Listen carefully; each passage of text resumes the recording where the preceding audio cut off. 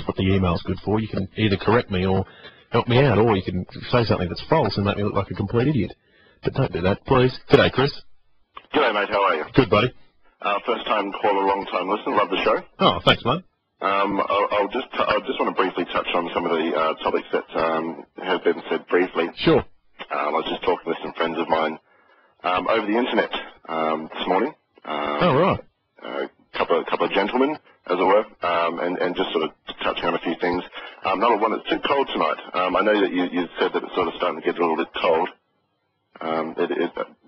You were talking about the curry before, and I think that was sort of hitting a bit close to home. But I do enjoy a good curry. Oh, did you? Now, can you answer my question, Chris? What's the hottest you've ever had? Does any one stand out? There was actually one that they said was over 9,000 times a jalapeno. 9,000 times. Over 9,000. Look, when I read this story about this one in London, and some 19-year-old guy was the first to try, and I thought, well, there you go, that's probably the prototype person that's going to give it a go anyway. But I thought, right. What type of... You've got to be kidding. Over 9,000, I swear. Oh, dear. And did you have this, or...? Oh, no. I'm game, but I'm not that game. Oh, right. I usually, if I tend to play, I tend to lose the game. Yeah, it is. It is. I went through a strange period of always getting hot until I think this one place said, "We'll sort this bloke out. He thinks he's a bit of a hero," and they certainly did. The curries and chilies tend to make short work of big men. That's it. Yes, and I think there was another person before. It seems I've been on. It seems like I've been on hold forever this morning, waiting for a spot, because there's a lot of people that tend to ring up and just talk. There was a guy, I think it was before me, was mentioning about the conspiracy theories and all that sort of thing. Yeah, I don't really buy into it too much. No. The whole, some people say there's reptilians, or have you heard that one about the reptilians? Oh, is this now? I remember reading something once, what the royal family of this reptilian alien race and another notable people. Reptilians, yep. Does this thing have a name, or is it simply... Oh, I've got absolutely no idea. For people that don't know, explain to them what it is, Chris. What's this conspiracy theory? Okay, this is my understanding of it, and keep in mind this is a very limited understanding. They say it's a long time ago. This is I think I could easily say over 9,000 years ago. Apparently reptilians live among us and can shapeshift. Right. That's what they reckon. And there's people that are convinced George Bush is a reptilian, that world leaders and people in power are reptilians. Mm. I mean, it's a bit sort of ludicrous for me to be able to... I don't know how I stumbled... What's going to be next? Some sort of raptor Jesus or something like that? Well, I don't know why if you were a reptilian super, shape-changing alien race, why you'd change into, Prince Charles, for example. It just doesn't make sense. I think even reptilians would have the decency not to sport a pair of ears like that. Yeah, that's a good... I don't know how I came across it. Yeah, but I read it and I thought, no, I've got to continue reading this. This is amazing stuff. Yeah, so anyway, I digress. The reason I was going to call is actually talking about, now I'm not sure exactly how old you are, whether you want to sort of divulge that on the radio or not, but I'm just sort of getting into my mid-20s. Sure, me too. Sort of thing. You sit there with your friends and you realise we're starting to really get on a bit, because it wasn't so long ago I was sitting at home, playing Battletoads on my NES and drinking grape drink and eating watermelon. Sure. Just normal kid things, and the world's a changing place. Absolutely. Yeah. Look, you know what I mean? Yeah, There's so much going on now that was just, and I'm not sure whether it's just our minds being able to comprehend more, or if the world is actually becoming a lot more complex. Oh, I think as you grow older, maybe the world is more complex.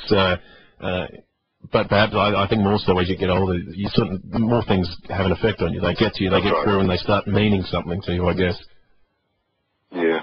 I'm the same predicament, Chris. I just had my 25th last weekend, and I started thinking, crikey, Yeah. Starting to get on, though. And the music, I'm not even going to get started on the music. I listen to sort of mainly rockabilly and 50s rock and roll, so I guess I'm not a spokesperson for it. But the music of today is a very different thing to obviously when I was growing up, and then with the sort of music I listened to that my parents and grandparents were listening to, obviously when they grew up. Sure. And now they've got. I'm not even going to begin talking about the music of today because I just don't understand it at all. No. I tend to think, and I think it's always been like this, but I think it's being noticed more so much now, affecting sort of the minds of the youth and sort of that sort of thing. But at the time, I was under the impression that there were more conservative areas of the population that thought something like the Beatles was a bit out there and a bit offensive. And look, what was it? That's exactly right. The music I listened to is sort of pretty tame by most people's standards. In the 50s and 60s, sort of rockabilly was the social outcome music to listen to, you know. Was it now? Who was it?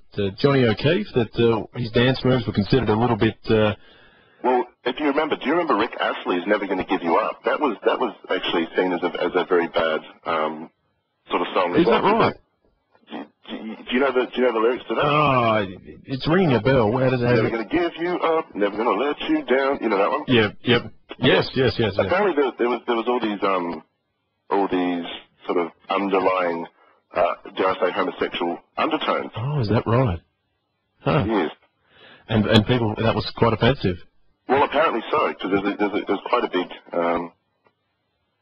sort of, I guess, response to it. Yeah. But yeah, so I'm quite convinced the world's a changing place.